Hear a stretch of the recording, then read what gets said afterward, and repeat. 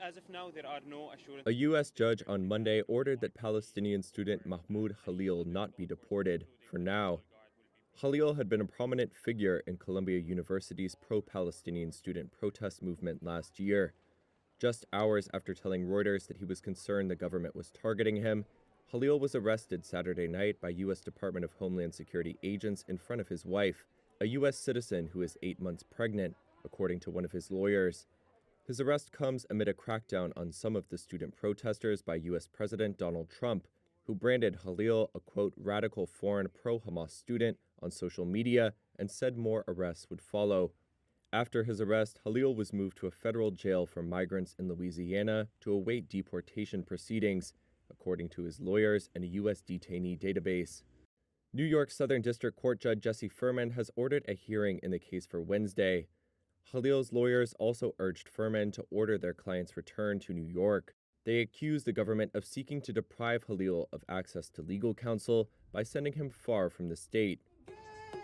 On Monday, demonstrators on the streets of New York City denounced his arrest as an attack on protected speech. Release Mahmoud Khalil now. According to a Reuters witness, police and hundreds of protesters briefly clashed in Lower Manhattan, and at least one person was detained. We're here because a permanent resident living here in our city was kidnapped by ICE, part of the DHS, and they're trying to deport him because he's exercising his freedom of speech and his right to speak out, which is protected for everyone here, be they a citizen or not. Khalil had held legal permanent resident status, often called a green card. His wife said the DHS agents that arrested him claimed his green card was revoked. However, it would entitle him to legal protections that may have been violated in his arrest, says immigration attorney Cyrus Mehta. Highly unusual because Mr. Khalil is a green card holder. Green card holders have rights. They just cannot be picked up in the way he has been and detained incognito. The person should have been convicted of a crime, a deportable offense.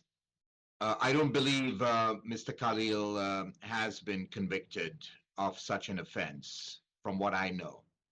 You could also initiate deportation proceedings if a green card holder has provided material support to terrorist organization, which is what the Trump administration has been alleging.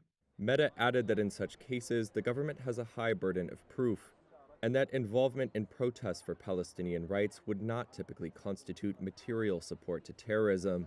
The Trump administration has not said whether Khalil has been accused of or charged with a crime.